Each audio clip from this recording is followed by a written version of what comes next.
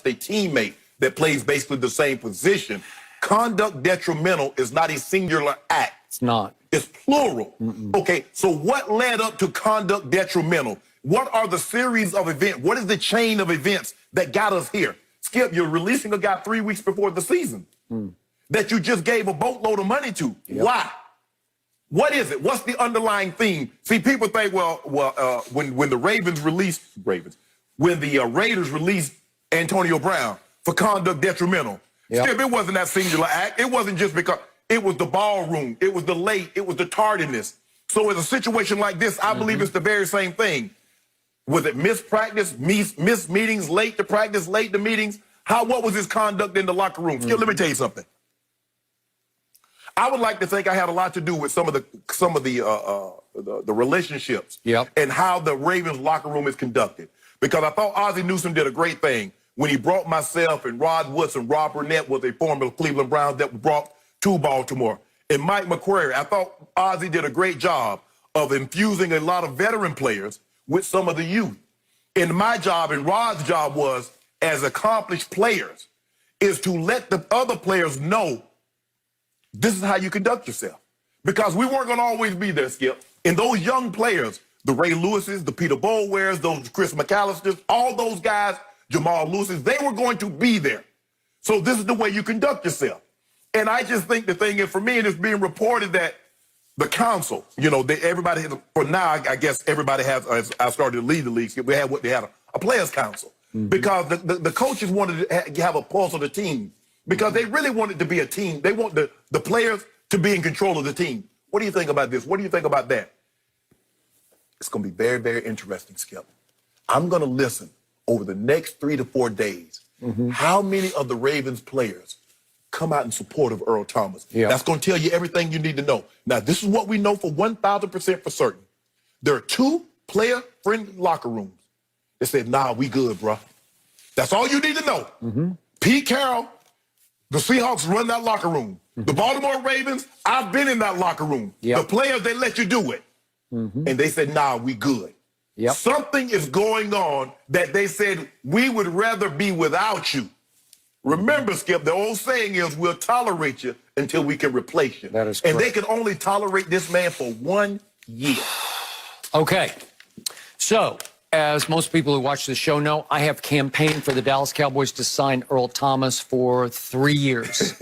And I thought twice it was going to happen, and it did not happen. And I don't know exactly what went on behind the scenes, but at one point it looked like the Cowboys had him for a second-round choice. And then at the last second, according to multiple reports, Jerry Jones was apprised by John Schneider, who runs the Seahawks, no, it's going to be a 1 now. And Jerry said, oh, I thought we had a deal for 2.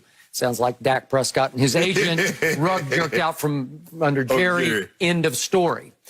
So I'm going to read now. We'll go back to what Jason Garrett, when he ran after Jason Garrett and said, come get me. And my question is, come get what? Because my leaning is against yours. I would still probably close my eyes and sign him, but I think this is trouble, and I don't think we have enough show for me to detail all the trouble that he caused, especially in Baltimore. Peter King wrote this morning, Earl Thomas was not well liked by his teammates. He had a pattern of being late, and in a recent practice, he had multiple assignment errors, causing defensive teammates to confront him about his preparedness. Not good. Skip, and that was the Skip. He blew the assignment and got mad at the guy because he called him out. He missed at least 1 walkthrough with no valid excuse. Sounds like AB in Oakland, right?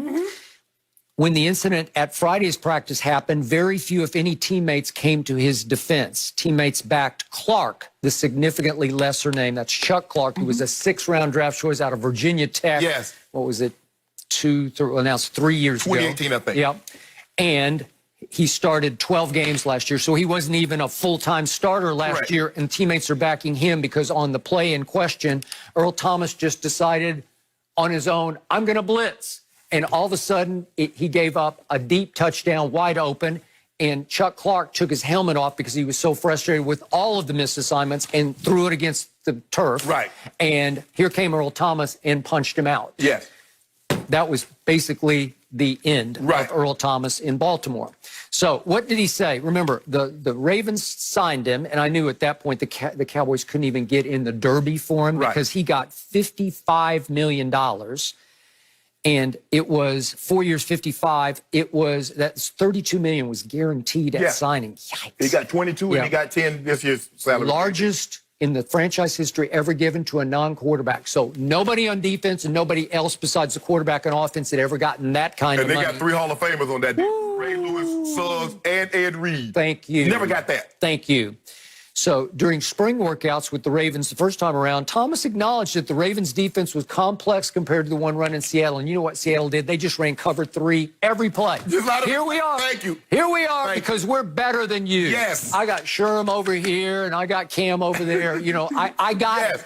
Come get us. Bobby, KJ. Right. I got it. And we're not going to do anything complex. Right. We're just going to beat you because we're better than you. Right. So he's saying, I haven't really enjoyed playing this defense that much. Earl's just saying it, and I'm sure the Ravens are like, well, we've been doing this for a long time here, and we're really good at it. Right. So last year, there were all kinds of breakdowns. Even though Earl was voted to the Pro Bowl, was it somewhat on reputation? Probably. They allowed the 3rd fewest points of any defense in football. So did he contribute to that? Sure he did. Yes. Were they 14-2, the best record in the NFL? Yes. Yes, they were. But there were all kinds of blunders within the 14-2 that nobody liked. Yes. There was a Nick Chubb run that broke the game open against when Baltimore went in there and just shocked them. I mean, Cleveland went into Baltimore and shocked them. That was his breakdown. That was his man, and he wouldn't even chase him. And you remember Kansas City. He didn't play the first Kansas City out there the year before. No. And he said, well, what happened? And he said, well, I wasn't there. And then Mahomes goes and throw for 400. And they had you were there. 503 total yards. And he said, well, they didn't have me patrolling the middle of the field. Right. Well, they did, and then it didn't work out. Exactly. And then there were all kinds of other incidents. He missed after the game he played at Seattle, which they won, so he was gloating about that. They had a bye week, and he just dropped out of sight and didn't make it to the team plane after the game because I guess he wanted to just go on his own and stay for a week in Seattle. Yes. Fine, but shouldn't you clear it through your head coach? So you leave early and come back late. Okay.